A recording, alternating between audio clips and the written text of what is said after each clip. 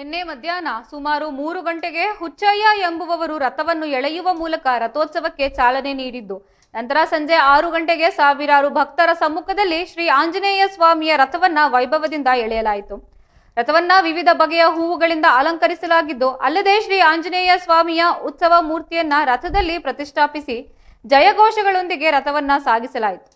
ರಥೋತ್ಸವದ ವೈಭವವನ್ನು ಕಣ್ತುಂಬಿಕೊಳ್ಳಲು ನೆರೆಹೊರೆಯ ಗ್ರಾಮಸ್ಥರು ಹಾಗೂ ವಿವಿಧೆಡೆಗಳಿಂದಲೂ ಭಕ್ತರು ಆಗಮಿಸಿದ್ದು, ರಥೋತ್ಸವದಲ್ಲಿ ನೂರಾರು ಮಂದಿ ವಧೂವರರು ಭಾಗವಹಿಸಿದ್ದರು. ರಥೋತ್ಸವದಲ್ಲಿ ಭಾಗವಹಿಸಿದ ಶ್ರೀಮತಿ ಭಾಗ್ಯಶ್ರೀ ಬಸವರಾಜ್ ಕುಂಬಾರ್ ಅವರು ರಥಕ್ಕೆ ಹಣ್ಣು ಕಾಯಿ ಅರ್ಪಿಸಿ ರಥವನ್ನ ಎಳೆದಿದ್ದಾರೆ. ಭಕ್ತರು ಹನುಮಂತನಿಗೆ ವಿಶೇಷ ಪೂಜೆ ಸಲ್ಲಿಸಿ ರಥೋತ್ಸವದಲ್ಲಿ ಪಾಲ್ಗೊಂಡು ಪುನೀತರಾಗಿದ್ದು, ಇದೇ ವೇಳೆ ಮಾತನಾಡಿದ ಗ್ರಾಮದ ಮುಖಂಡರು, ಪ್ರತಿ ವರ್ಷದಂತೆ ಈ ವರ್ಷವೂ ಶ್ರೀರಾಮನವಮಿ ಪ್ರಯುಕ್ತ ಆಂಜನೇಯ ಸ್ವಾಮಿಯ ರಥೋತ್ಸವವನ್ನು ಅತ್ಯಂತ ವಿಜೃಂಭಣೆಯಿಂದ ಆಚರಿಸಲಾಗಿದೆ. ಇದು ನಮ್ಮ ಗ್ರಾಮದ ಸಂಸ್ಕೃತಿಯನ್ನು ಎತ್ತಿ ಹಿಡಿಯುವ ಒಂದು ಉತ್ತಮ ಕಾರ್ಯಕ್ರಮವಾಗಿದೆ. ಈ ಉತ್ಸವವು ಗ್ರಾಮಸ್ಥರಲ್ಲಿ ಭಾವೈಕ್ಯತೆಯನ್ನು ಮೂಡಿಸುತ್ತದೆ ಎಂದಿದ್ದಾರೆ. ಈ ರಥೋತ್ಸವವು ಗ್ರಾಮದಲ್ಲಿ ಸಂತಸದ ವಾತಾವರಣವನ್ನು ಸೃಷ್ಟಿಸಿದೆ.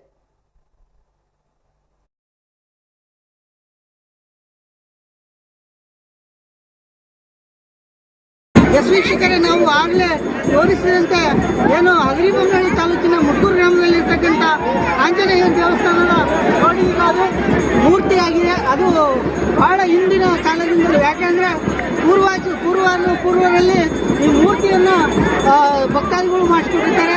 ಅದುವರೆಗೂ ಇವತ್ತು ಏನು ಬಹಳಷ್ಟು ಆ ಮೂರ್ತಿಯ ಒಂದು ಮನ ತುಂಬಿಕೊಳ್ಳಲು ಭಕ್ತ ಜನಸಾಗರವೇ ಇಲ್ಲಿ ಸೇರ್ತಾ ಇದೆ.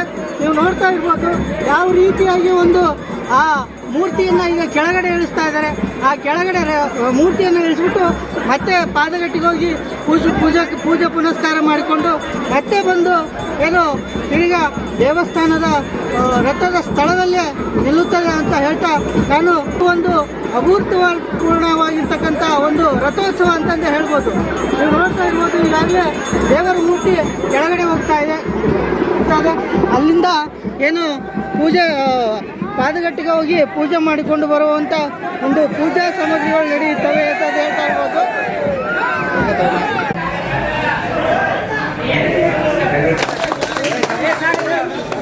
ಭಾಳ ತ್ರಾಸ ಅಲ್ರಿ, ಯಾಕಂದ್ರೆ ಅಲ್ಲಿ ಕಲಿತಾರೆ ಅದನ್ನ ಆ ಕಡೆಗೆ ಅಲ್ಲಿ ದಬ್ಬಿ